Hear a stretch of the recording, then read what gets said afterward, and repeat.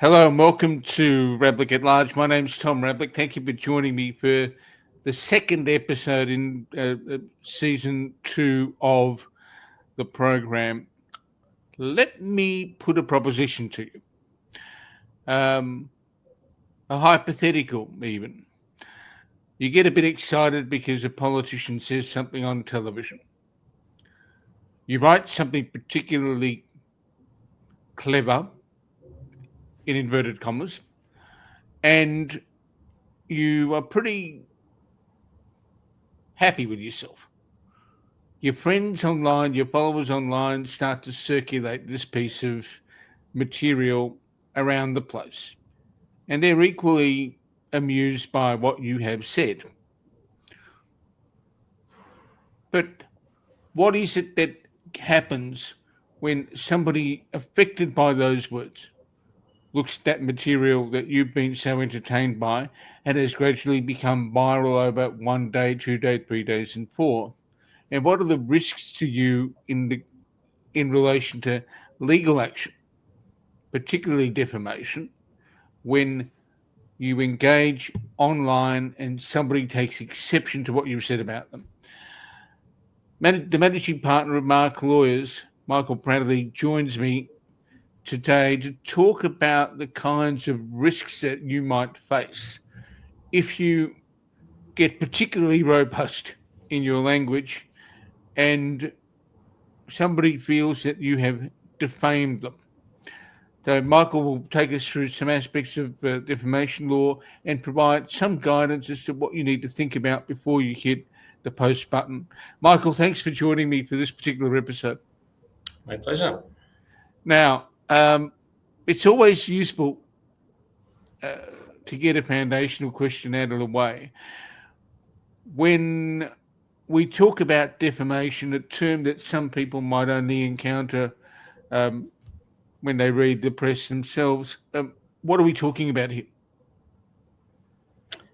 Yeah, so defamation is what happens when someone publishes something or broadcasts something or says something that attacks the reputation of another person in a way that is likely to cause other people to think less of them. That's the really broad brush definition of how someone is defamed.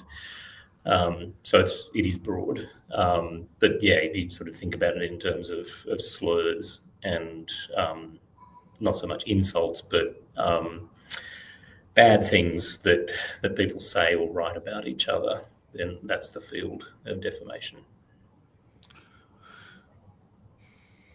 In order for someone to be defamed, it does need to be published. Is there a difference between modes of publication in terms of the severity of how defamation may be viewed, how an attack on someone's reputation may be viewed? Yes. So yes, there has to be publication. It has to be, so you can't defame someone only to their own face. So, if I write you a letter and call you names, and you're the only recipient of that letter, then that's not actionably defamatory. But if I write a letter to another person about you, then that is a publication of the defamation, and it need only have an audience of one. However, the extent of publication and the form of publication has a big impact on how much damage is done. So, if you broadcast to the world, then obviously the impact is much bigger. So that will ultimately reflect in the size of a damages award if the case is successful, but it also has quite significant implications under our defamation law for whether you can bring a defamation case at all, and that's sort of one of the technical aspects of the law. But yes, certainly there's high relevance to what form of publication and how wide it goes.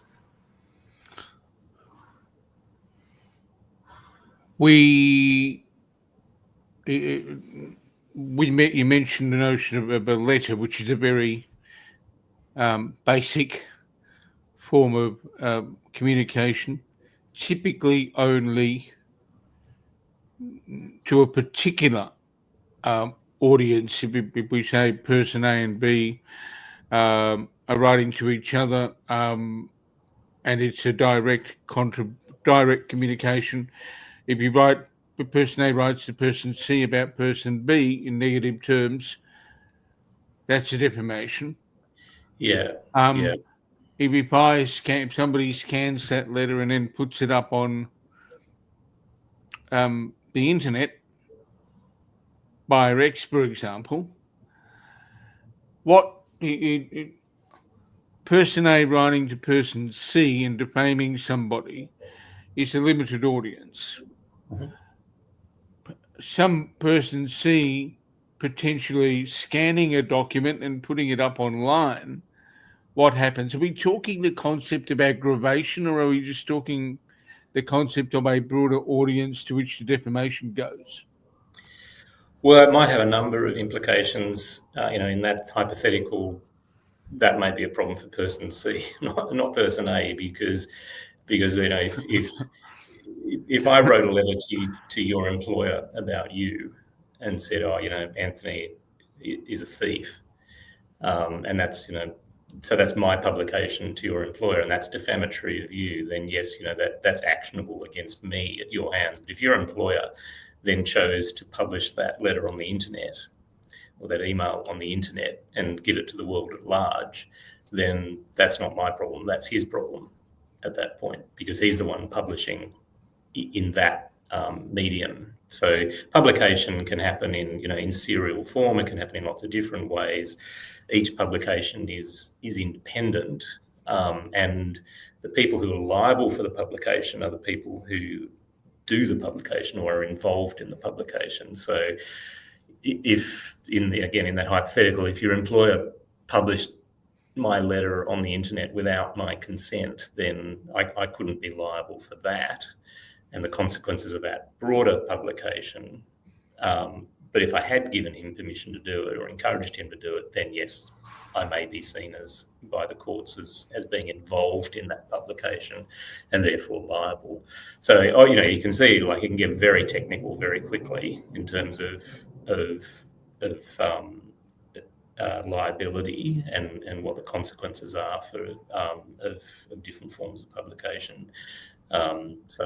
But yeah, the sort of the main principle is whoever does the publication or causes the publication to happen is the person or persons who are liable for it. Now, publication, we don't just say publication means words. Sorry, in the written word, it can be the spoken word. It could be digitally altered imagery, couldn't it? In this day and age, sure, it could be anything. Yeah, could be anything that impacts on someone's reputation. Yep, it can be a cartoon or a photo or a drawing. Yeah. Okay. So when anybody is thinking about their use of, say, social media, X predominantly, I guess, LinkedIn even, they need to be wary of anything that is particularly, I guess, to use the word colourful and negative, could have implications, don't they? Yeah, that's right. You have to be mindful of who you are speaking to, like how big an audience. You've got more safety in a private Facebook group than you do in a public one, for example, because that goes out to the world.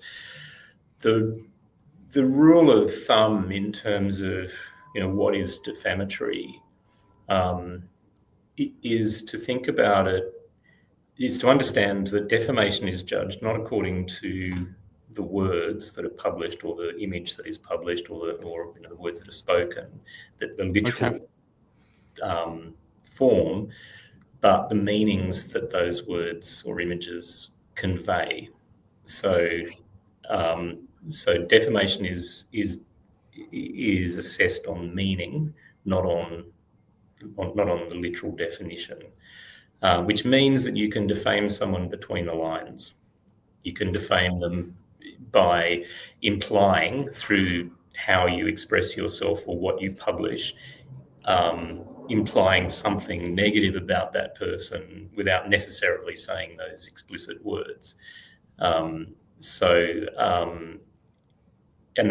it's probably the most complex aspect of defamation law that generates the most controversy in cases, is the argument over what the meanings of something that's been published are.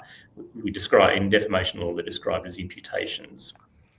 Okay. The defamatory imputations. And if you sue someone for defamation, you have to define the defamatory imputations that you say were conveyed by what the person published about you. And those imputations will be different usually from the specific words. So, for example, if you publish a cartoon about someone dressed in a black uniform with a black cap and a red armband doing something hideous, the defamatory imputation that's likely to arise from that is that you've called them a Nazi, although you haven't used the word. And that that word appears nowhere in the cartoon, but the imputation is clear. You are calling that person a Nazi, and that's a defamatory thing to say about someone. So that's it is complicated and very controversial. Publication has been democratized by the advent of social media and where social media has taken us. So in the case of years gone by when you and I had fewer wrinkles and all of that stuff,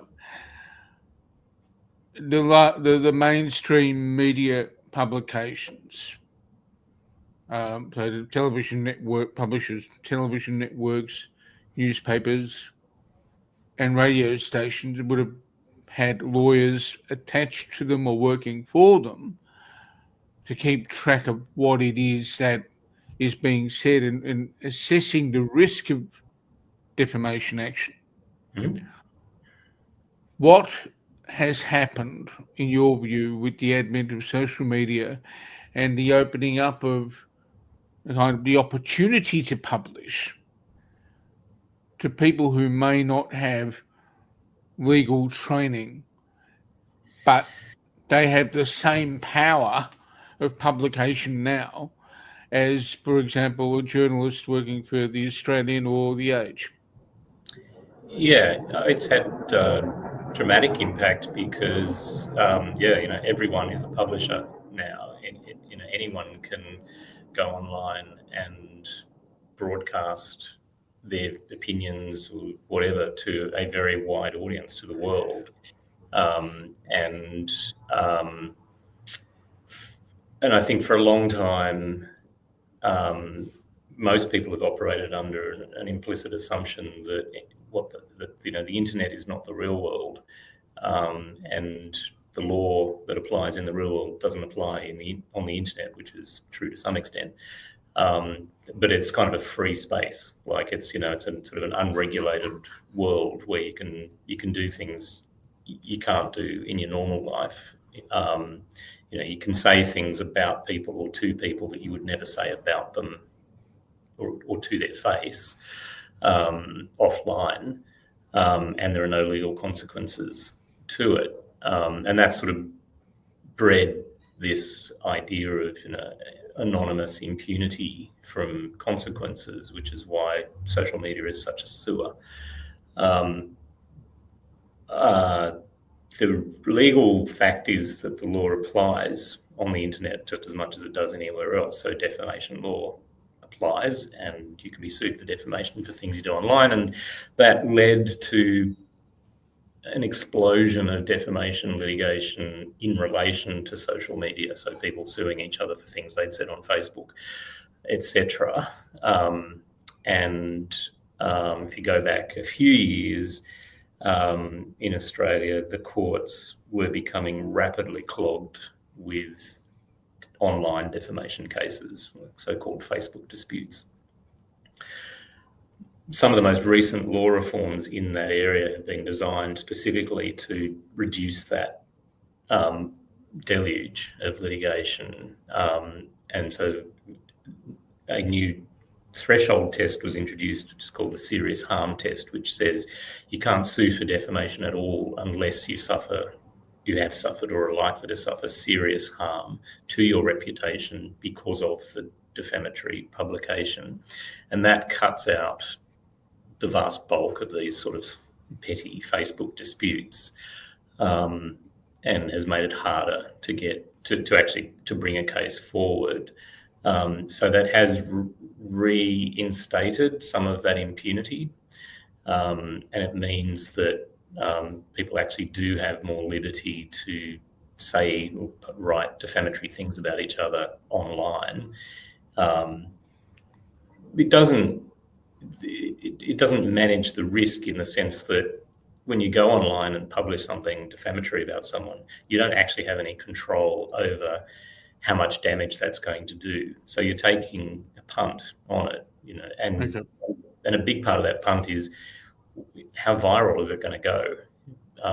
Because if you post a comment, for example, on social media, it can be shared, it can be liked, it can be, it can go viral out of your control, and that can lead to what you described as aggravated damages, where what's called the grapevine effect happens. So something starts small and then goes big through going viral, and that can all come back on the original publisher, and take them easily over the serious harm threshold, even though they thought they were just having a little dispute in a little forum.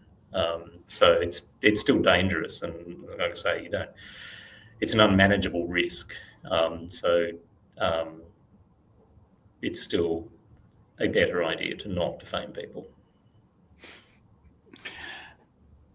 And that last part of what you said is probably best expressed in the old school saying, isn't it? If you can't say something nice, say nothing at all. Yeah, but I think that there are ways around this in terms, if you want to actively participate in a public debate, say you started with you think you've got something clever to say about a politician, you can do that in ways that will not expose you to significant to legal risk. And there are a number of sort of principles that help here. One is that if you target a person's actions rather than their person, then it's a lot more difficult to be defamatory. So if if a politician says something that's tells a lie, then you can call that out, and that's not defamatory. But if you call them a liar, then you're attributing something to their character, which is defamatory, and you're going to have to make that good. But you don't have to go that far, and it's not actually a particularly useful contribution to the debate. Likewise, drawing a distinction between someone saying something that's racist and labeling them as a racist. It's also important to understand that there's a lot of leeway in humour. So if you have a go at someone in a satirical way, so you satirise a politician, for example, a public figure, then again, it's much more difficult for that to be actionably defamatory, because defamation is judged in the eyes of the audience, and it's only actionable if what you published was likely to make the audience think less of that person because of the defamatory thing you said about them. But if you were joking and it's self-evidently humorous, non-serious, then that's how the audience is likely to receive it. It's a joke. Not that it's, not that it can't be defamatory, but it's safer ground. So we're still allowed to be funny, but we need to be careful how we're trying to be funny. Yeah, and there's also a distinction drawn in the law for what's called vulgar abuse. So if you just call someone, a rude word,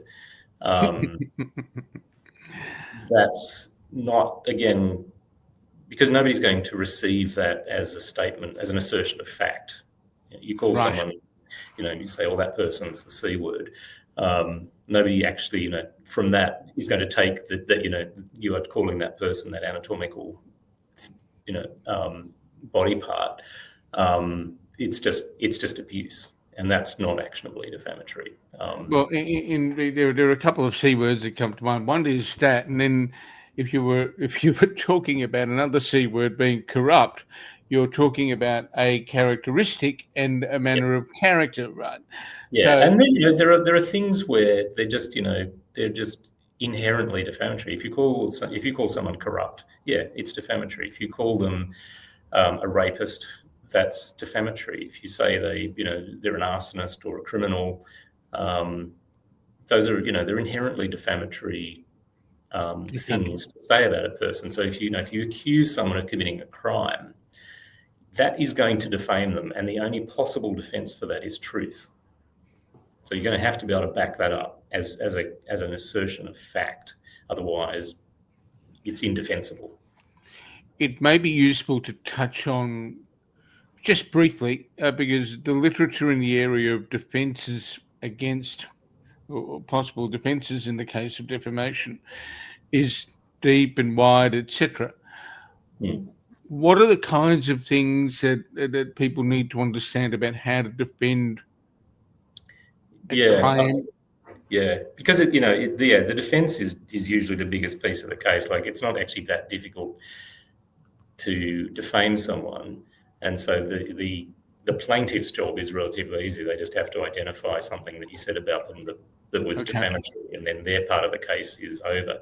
But as the defendant, you then have a range of defences available to you, and that's where most of the fight tends to be. So yeah, the principal defence is truth. Truth is a complete defence to defamation. If you've said something about someone that's defamatory, but it's true or substantially true, then you have a complete defence, and the plaintiff loses.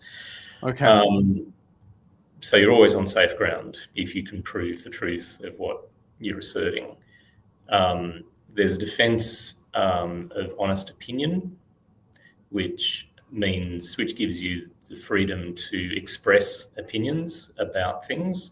So, for example, a politician, you can express your opinion about them, but it has to be solidly based in truth. So, and the facts on which your opinion is based also have to be published, so that the audience can see the whole picture. So you have to actually lay out your evidence to support the opinion that you're expressing. So if you want to express that, and there's a lot of controversy in a lot of cases around what is the distinction between an assertion of opinion and an assertion of fact, because that can be quite grey. So in real terms, the opinion defence tends to be quite hard to get up, but it is viable in some contexts. It's available in any case. Yeah, there's a new defence, or newish defence, of public interest, which is quite a strong one. It's still in development in terms of how the courts are viewing it, but it allows you to make defamatory assertions about someone in a context where you don't have to prove the truth of it. It doesn't even have to be true, as long as it's a matter of public interest, and you had a reasonable belief that it was in the public interest for you to publish what you were posting.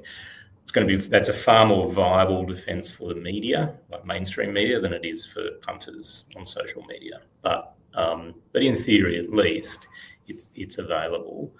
And then, there are other more exotic defences that aren't going to be much help to the man in the street. There's probably no truth in that. But if we take one step back from the technicalities of law, which we've touched on quite well. What are some of the things people need to think about when they're using social media as a user before they write something or repost something?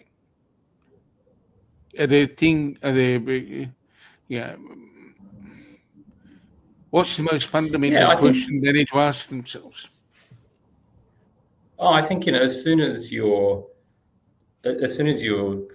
contemplating posting or reposting something that identifies a person, an individual, and is going to convey something about that person that is negative, then you are in the field of defamation, and you need to be thinking carefully about what you're doing and whether you're taking on a risk you don't need in posting or reposting that thing about that person,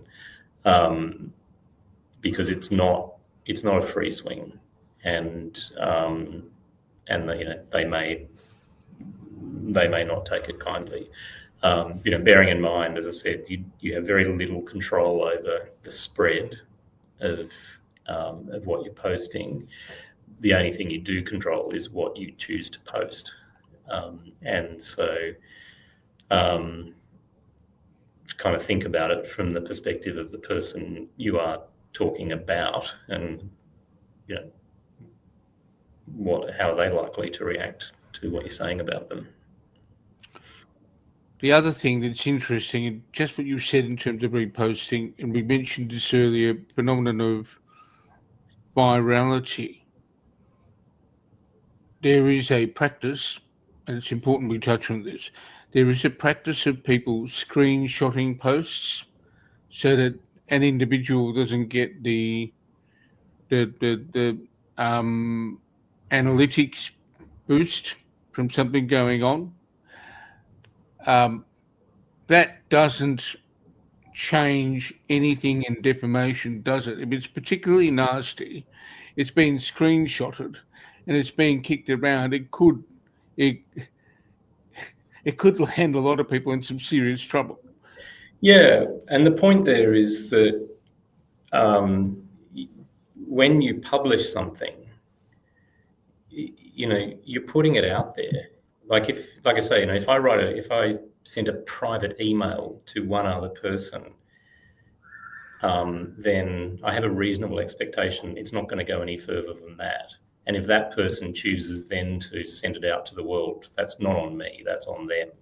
Whereas if I post something on the internet, even in a private chat group, I am putting it out there on a medium and in a context where I cannot reasonably expect it's going to stay within that, that circle. Like, there's a high probability someone's going to repost it, screenshot it, like that's a risk I take, and the law will hold me accountable for that.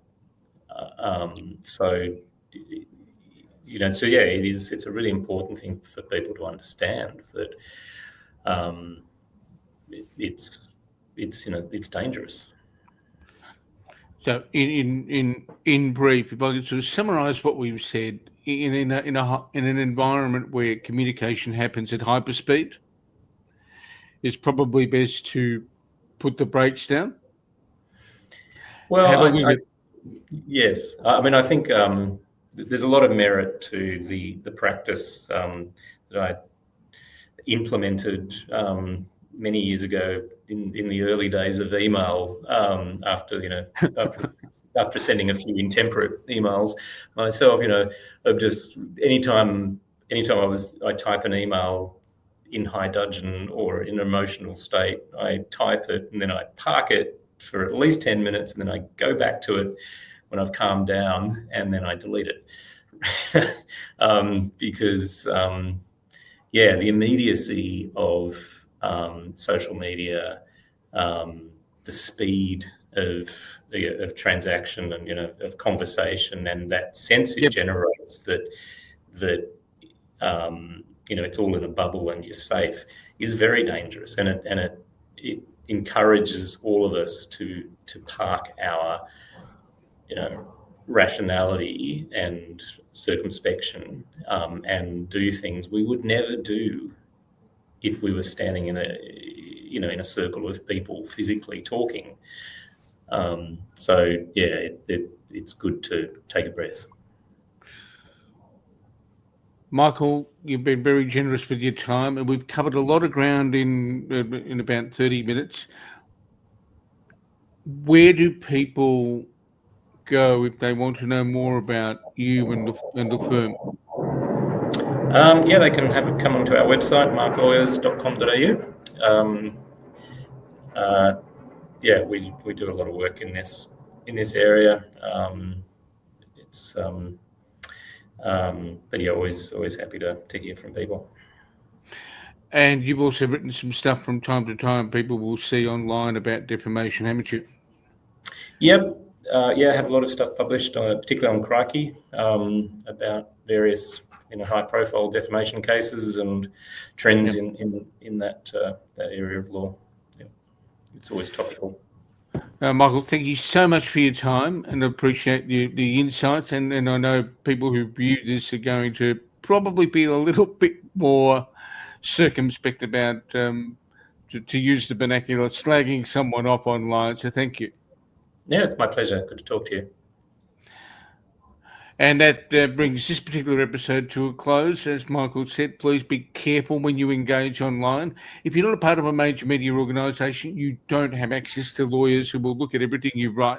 So be conscious that is an environment we are all in, and be careful. But that doesn't mean you can't communicate. It does mean you need to be a bit more cautious about the language you throw around. I'll be back on YouTube and LinkedIn with another episode of Ravlic at Large, but in the meantime, stay safe and look after each other.